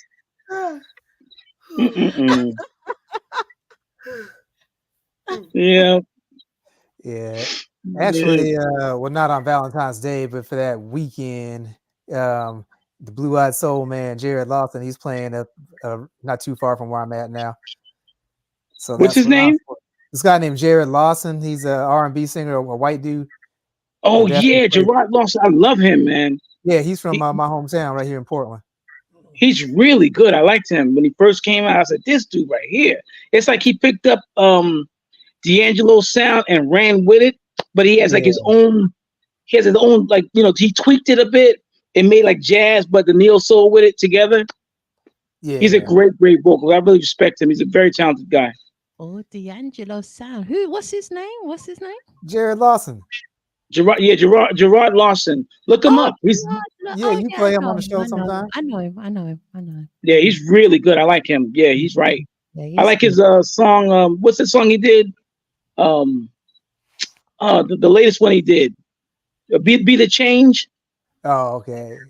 Yeah. He's got so many good ones. Anyway, he's a good artist. Yeah. I do play some of his songs on my show as well. Yeah. Do you know about him, Queen? Gerard Lawson. Look him up. Look him up, Gerard Lawson. You will thank us later. You will thank us later. You're welcome. He's really good. Yeah. No, I love some Blue-Eyed Soul now. Oh. She letting us know something.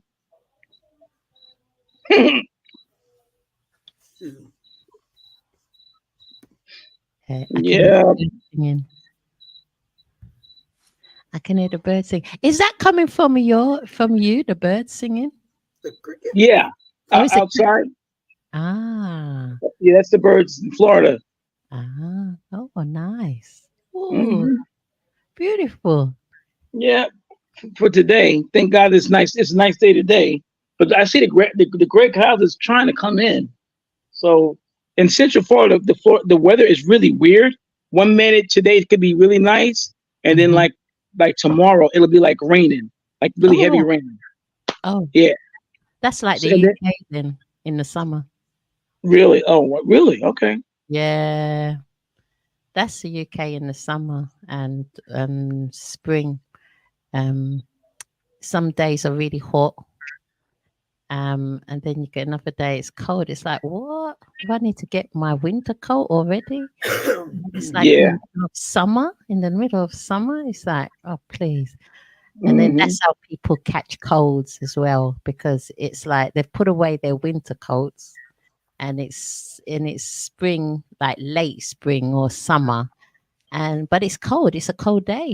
It's literally a cold day. Oh, wow. That's crazy. Yeah. Like today it's nice right now, but tomorrow it might be a whole different story. Wake up, it might be absolutely gray, about to rain, and it's crazy because it's Central Florida. So, like in a city though, it seems like it's a little bit nicer sometimes in the city, like Delray and Fort Lauderdale. I guess because it's near the beach. I guess I don't know, but it's nicer sometimes in the city. I've been to Fort Lauderdale and caught up in some rain. That like rain I never seen before in my life. When was this? Was this in December? Oh, it was during the summertime actually. I guess that's the rainy season back there. It was in the end of June because we went around my birthday. Oh wow! I mean, you had to stop on the freeway because you couldn't see in front of you. Yeah, you know something that happened to me this last month, Christmas time, and it was really, really bad. And unfortunately, I had these Christmas shows to do for Elevated Living. I like the shows, but it was the worst on my saxophone. When I tell you it was the worst, my saxophone were so damaged from the water that I just recently put it in the shop because the pads are done because of mildew and it's bad. Yeah. So I had to go rent out a horn, and I got this horn for the show for the 15th and Monday. But because my shows were back to back to back, and for that particular week, it was raining every day, all day, every day, all day, not a drop of sunlight nowhere. So I had to wrap my saxophone case up in a blanket, but it was still getting rained on. So I guess it must have got into the case and mildew, and it was a mess. So it's being overhauled right now. And I know that could be expensive too. Oh yeah, because they have to take out the pads and check the leak for leaks and stuff. And I went to play it for the show, and I knew it was bad, but I knew it was this bad. I went to play. You're gonna laugh at this.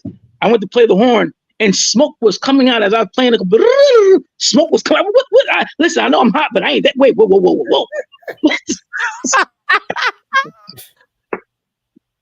Wow. Yes. I'm playing the keys, and I'm playing and doing a riff, and smoke is coming out the bell. I'm like, listen, I know I'm hot, but what is this? You know? So I immediately just went and checked out the pads and said, okay, I think there's rusted, the pads to be fixed. So that's what's going to be happening right now. I'm going to be in the shop, and I have to wait like a month or two, and I'll have it back in no time, and I'll be ready to play again. So the weather is not good on saxophones. That's what I'm trying to say. Out here, no, wow. You gotta really protect it. Yeah. Oh, wow. Forgot about all of that. Forgot all about that. Got to really maintain it properly. Well, we're coming to a close of the show. We've got 2 minutes left. It's been absolutely fantastic having you on the show. It's just been so easy to talk to you as part of the panel. And it's, definitely would love you to come back another time. And absolutely. Yeah. And I want you guys to come back too. You guys made me feel comfortable too. All of you guys is. So I really appreciate it. Yeah, I mean, talking about manure and a-holes, I didn't know what I was coming into. That was DJ One. That was DJ One. I should have known. But where did he go? He just left us? He just totally left? He got that champagne on ice. That song got him together. He couldn't handle it. He couldn't handle the champagne on ice. He couldn't handle it. It was just too smooth. He had to go hook up with he went to hook up with the intern. He found his side chick. We'll see next Thursday. Oh, it's next Thursday. Yes, we're gonna see what's going on next Thursday. So man, they put on champagne ice. We ain't seen you since, brother. Talk to us. He just disappeared on us like, pew. I was like, what happened to him? He has to make himself accountable next week, Thursday. He probably made a phone call to somebody and said, hey, you know what? I'm listening to this song right now. Why don't you come over here? He can't say he's at work. I want to see him at work. I want to see the studio. We know what the studio looks like now. He made that mistake. He showed us the studio. Wow.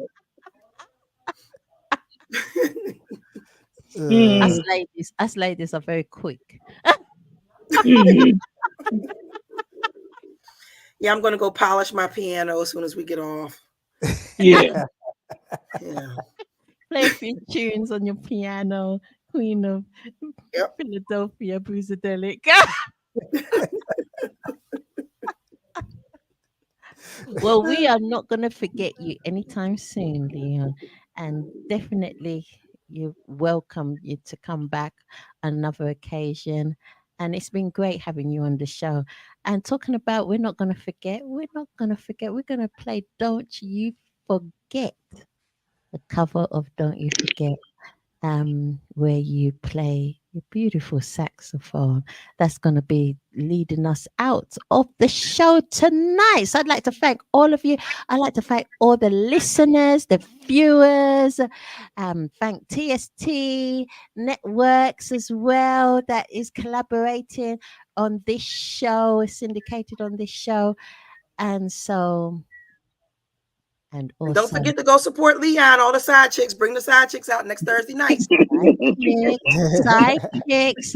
Next week Thursday is your day. I can't wait. Huh? Your day. And if you want a cheap date, you can watch the After 8 show. Mhm. Cheap but Watch after quality. 8. Yes. Yeah, cheap but quality. So, value for money, and you'll That's be right. very entertained and you will enjoy it ever so much. Yeah, because you And, might get a what was it, a mud wrestler? What was it? What? Mud wrestling. Or mud. I got something about mud. That was Adasa and DJ Warren. Like, I'm talking about manure. The values that manure has, it's not all bad. yeah. Mm. You can get some beautiful flowers. Yes, you can. Because sometimes I've walked by places and it stinks, but the yard looks very nice. Yeah. Yes, that's true. That's true. Very true. Mhm. Yeah. That's What does that smell? thanks to But manure. look at the pretty flowers. Well, that's one thing for sure. You won't be picking those flowers. Exactly. Ooh, what does that smell? Beautiful flowers, though. They don't need to be worried about stolen goods.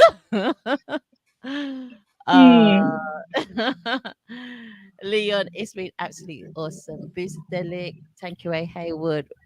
As always, you are all great, all of us so great. I look forward to Thursdays, every Thursday, so much. No matter what's going on, I just enjoy it. Really do. I am working. Currently, I'm working on some music. One of my friends asked me, he's like, "Are you still recording? I mean, you got anything new?" I said, "Well, I'm actually working on two Christmas singles. My first time ever. So one is the original piece, which is really going to be nice, and another one is like a Christmas a classic tune that everybody knows this Christmas, but it's like a smooth jazz rendition. So that's going to be my first Christmas pieces I've ever put together for Christmas. Nice. Definitely send it out so it can be played on the station. Definitely. We want to be able to support that, Leon. Yeah. Oh, thank you. Yeah, thank you. Yeah. That would be awesome. That would be absolutely great. Well, I'm going to close up. We can dance. You can stay and dance and enjoy. Don't you forget.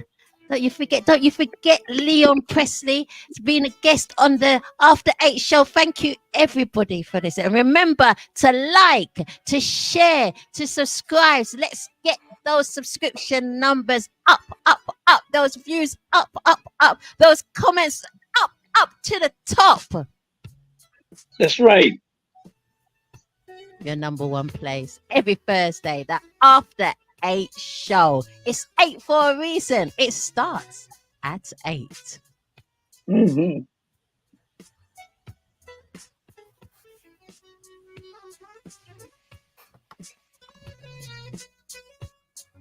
And don't you forget it.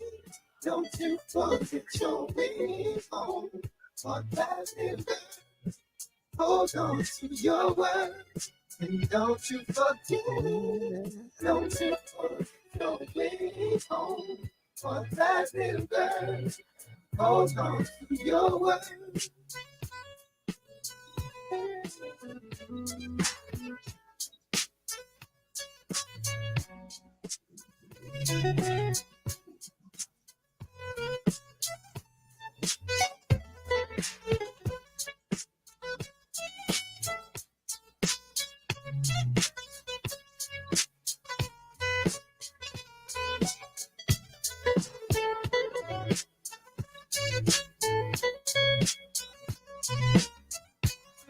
And don't you forget, don't you forget your way home.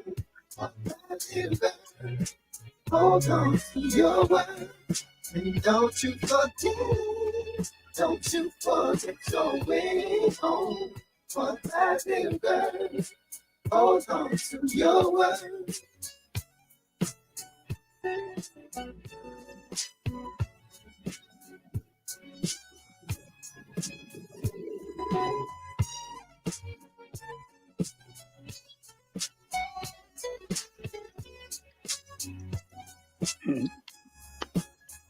Mm-hmm.